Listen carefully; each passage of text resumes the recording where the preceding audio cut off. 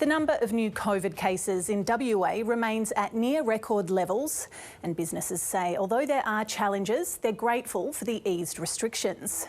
But the Nurses Union says hospitals are barely coping.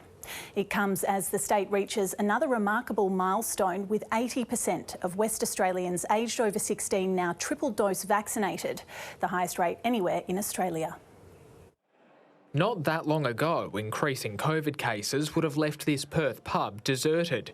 But publican Chris Pollett says business has been bouncing back this week as workers return to the office.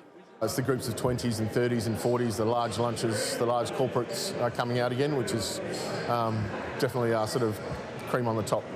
It's not without problems though. A combination of staff off work with COVID and a tight labour market presents significant challenges for some venues. Patron numbers are increasing to the extent now that we're starting to see pressure on staff, to the point that we need a lot more staff coming into Western Australia and people moving into the industry.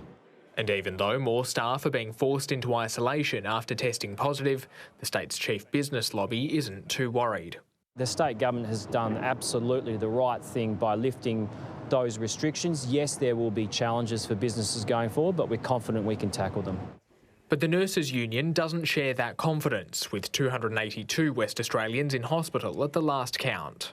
If we get to around 350 hospitalisations with COVID, then the government needs to look at further restrictions, and we really do need to be looking at returning to the 2 square metre rule. Warning the system is barely holding on. It's only coping because we're still doing record levels of overtime and double shifts. We're still denying nurses access to their leave, as we have been doing now for a couple of years. That's going to implode at some point. Case numbers were slightly down today, but that's what we usually see towards the end of the week. Next Wednesday and Thursday are when we can expect things to pick up again, potentially setting a new peak. That would only pile more pressure on businesses already feeling the pain. Keith Burke, ABC News.